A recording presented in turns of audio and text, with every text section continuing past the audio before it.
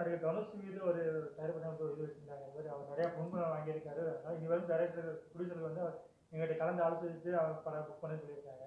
இது ஒரு படத்தை நடிச்சுட்டு அடுத்த வந்து ஒரு படம் முடிஞ்சதுக்கு அப்புறம் அடுத்த படம் நடிக்க சொல்றாங்க. அது நடைமுறை சாத்தியம். இல்லை சார், ஆக்சுவலி வந்து இதை வந்து ஒரு தரப்பை மட்டும் நம்ம குறை சொல்லக்கூடாது. இதில் தயாரிப்பாளர்கள் சைட்லேயும் மிஸ்டேக் இருக்குது. ஏன்னா தயாரிப்பாளர்களும் தெரிஞ்சு தான் கொண்டு போய் அட்வான்ஸ் கொடுக்குறாங்க.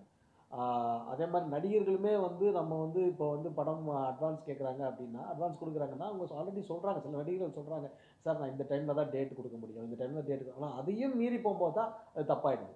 ஸோ அதை மீறி வந்து இவங்க வந்து சார் இந்த டேட்டில் சொன்னீங்களே, அதை மீறி அவங்க திருப்பி திருப்பி வேறு படங்கள் கமிட் பண்ணும்போது ப்ரொடியூசர்களுக்கும் நஷ்டமாயிடுது. ஏன்னா வட்டி கட்டுறாங்க. யாருக்குமே இன்றைக்கி வந்து சொந்த பணம் கொடுத்து இன்றைக்கி அட்வான்ஸ் கொடுக்குற நிலமையில யாருமே இல்லை. அவங்க ஒரு ஃபினான்ஷியல் வட்டிக்கு இன்ட்ரெஸ்ட் வாங்கி தான் கொடுக்குறாங்க. அப்படி இருக்கிற சூழ்நிலையில் இன்றைக்கி வந்து அந்த வட்டி கட்ட வேண்டிய சூழ்நிலையில் டேட்டு தள்ளி தள்ளி போக அது வட்டியே எங்கேயோ போய் நிற்கிது. ஸோ இப்படிப்பட்ட ஒரு சூழ்நிலை இருக்குது. ஸோ இதுதான் தனுஷ் சாரும் மிக சிறந்த ஒரு மனிதர். ஏன்னா அவர் ஒரு தயாரிப்பாளருடைய மகன். அவர் வந்து ஒரு தயாரிப்பாளருடைய மகன். கண்டிப்பாக வந்து இப்போ நான் எப்படி ஒரு நடிகராக இருக்கும்போது தயாரிப்பாளருடைய கஷ்டங்கள் தெரியுமோ, எங்கள் அப்பாவும் ஒரு தயாரிப்பாளர் இருந்திருக்காரு. We know the pain. So Dhanush சாருக்கு வந்து அந்த பெயின் தெரியாமல் இருக்காது. பட் எனக்கு என்னை பொறுத்த வரைக்கும் என்னென்னா, இதை உட்காந்து பேசலாம் சார். உட்காந்து பேசி ஸ்மூத். இதில் வந்து நான் நினைக்கிறது வந்து ஒரு சின்ன சின்ன ஈகோவாக இருக்குமோ அப்படின்றதான் எனக்கு தோணுது. மற்றபடி வந்து நீங்கள் பார்த்தீங்கன்னா டெஃபினட்டாக வந்து தனுஷ் சார்லாம் வந்து கோஆப்ரேட்டிவ் ஒரு ஆர்டிஸ்ட் தான். அவங்க அப்பா வந்து கஸ்தூராஜா சார், அவர் ப்ரொடியூசர்.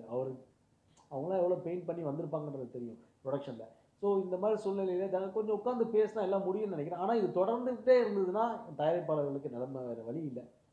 அது மாதிரி ஒரு சூழ்நிலை அவங்க தள்ளப்படுறாங்க. ஸோ இது உட்கார்ந்து பேசி ஒவ்வொரு நடிகர்களுமே இன்றைக்கி வந்து உடனே வந்து சம்பளத்தை ஏற்றுறது, உடனே வந்து எக்ஸஸாக ஒரு படம் ஹிட் ஆச்சுன்னா, அந்த படம் ஹிட் ஆச்சுன்னா அந்த அவங்களுக்கு வந்து அந்த சோஷியல் மீடியாவில் உள்ள விஷயங்களை வச்சே சம்பளத்தை ஏற்றிடுறாங்களான்னு எனக்கு தெரியல. பட் உண்மையான நிலவரம், உண்மையான தேட்டருடைய ஒரு டிசிஆர் ரிப்போர்ட் எடுத்து பார்த்தோம்னா எவ்வளோ நம்மளுக்கு வருமானம் வந்திருக்கு, எவ்வளோ ஆடியன்ஸ் உள்ள படம் பார்க்குறாங்க. இன்றைக்கெலாம் வந்து நான்லாம் வந்து ஒவ்வொரு படங்களும் வந்து தேட்டரில் போய் ஆடியன்ஸோட படம் பார்க்குற ஒரு நடிகன், தயாரிப்பாளர்னு சொல்லலாம். எனக்கு தெரியுது பார்க்கும்போது, என்னடா நம்ம ஒரு பயங்கரமான பூம் பண்ணுறாங்களே படத்துக்கு. பட் ஆனால் உள்ளே போனால் ஆடியன்ஸ் வந்து ரொம்ப கம்மியாக இருக்காங்களே. 40% கூட கிடையாது, 30% கூட கிடையாது தேட்டர் ஆடியன்ஸு.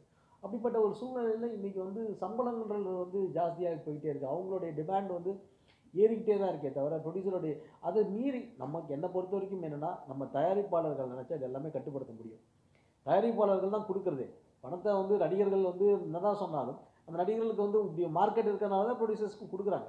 ஸோ ஆனால் என்னை பொறுத்த வரைக்கும் தயாரிப்பாளர்கள் வந்து எல்லாமே ஒரு விஷயமா பண்ணி இவ்வளோ தான் இருக்குது. கண்டென்ட் தான் இன்றைக்கி வந்து மெயின் பில்லர். ஸோ கண்டென்ட் நல்லா இருந்ததுன்னா நிறைய படங்கள் சின்ன சின்ன படங்களே ஓடி இருக்குது. ஸோ அதனால் கண்டென்ட் தான் மெயின். அந்த தனுஷ் இடத்துலயே அவங்க திருமணத்துக்கு அப்புறம் நிறைய கூட்டம் போய் ஆலோசனை கூட பண்ணாங்க. அது வந்து எங்ககிட்ட கலந்து ஆலோசிக்காமலே ஒரு முடிவு எடுத்திருக்காங்க. தனுஷ் அப்படி எங்களுக்கு கம்ப்ளைண்டே வரல ப்ரொடியூசர் சைட்லேருந்து, இவங்க எப்படி இவங்க முடிவு எடுத்தாங்க சொல்லி கேட்டிருக்காங்க. சார் சில இடத்துல வந்து கம்ப்ளைண்ட் கொடுக்க மாட்டாங்க சார். இது வந்து மாரலான ஒரு விஷயம் தான்.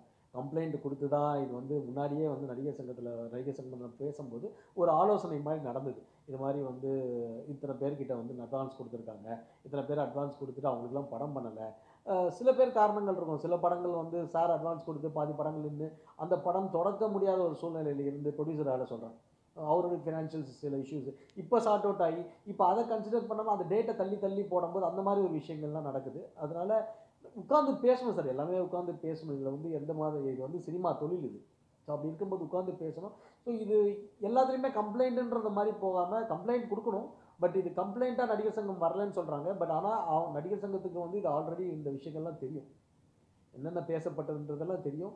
அது வந்து ஆல்ரெடி அவங்க நம்ம மீட்டிங்லேயே வந்து நடிகர் சங்கம் தயாரிப்பாளர் சங்கம் மீட்டிங் நடக்கும்போது அப்போ நானும் அந்த மீட்டிங்கில் தான் போயிருந்தேன். அப்போது ஆலோசிக்கப்பட்டது தான்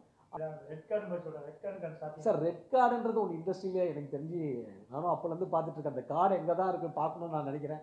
ரெட் கார்டு ஏன்னா நானும் ஈசி மெம்பராக ப்ரொடியூசர் கவுன்சிலையும் இருந்திருக்கேன், நடிகர் சங்கத்துலையும் இருந்திருக்கிறேன். இந்த ரெட் கார்டுன்றது வந்து என்னன்றதான் எனக்கு தெரியல.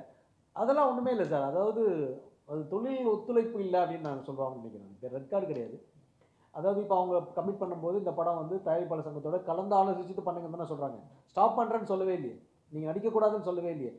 கலந்து ஆலோசிச்சுட்டு பண்ணுங்கள். என்னென்ன பிரச்சனைகள் இருக்குது, இப்போ சங்கத்துக்கு எவ்வளோ ப்ரொடியூசர்ஸ் கிட்ட அட்வான்ஸ் வாங்கியிருக்காங்க, இதெல்லாம் கலந்து ஆலோசித்து படம் பண்ண வேணாம்னு அவங்க சொல்லவே இல்லையே. அந்த மாதிரி கலந்து ஆலோசித்துலாம் பண்ணலான்னு இருக்காங்க. ஆனால் ரெட்டுன்றது இல்லை.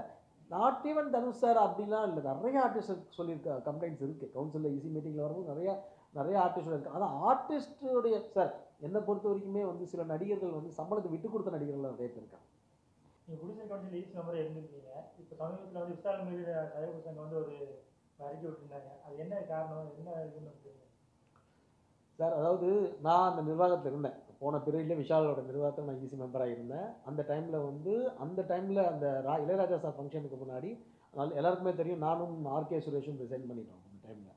ஸோ என்னை பொறுத்த வரைக்கும் விஷால் மட்டும் இல்லை சங்கத்தில் வந்து நீங்கள் வந்து ஃபிக்ஸட் டெபாசிட்டாக நம்ம ஒவ்வொரு பீரியட்லேயும் ஒரு நம்மளுக்கு இருந்த முன்னாள் தலைவர்கள் வந்து ஃபிக்ஸட் டெபாசிட்டாக ஒன்று வச்சுருப்பாங்க. அது திருப்பி அடுத்த பீரியடில் வரவங்க அந்த ஃபிக்ஸட் டெபாசிட் அப்படியே இருக்கும். இதுதான் நடைமுறை.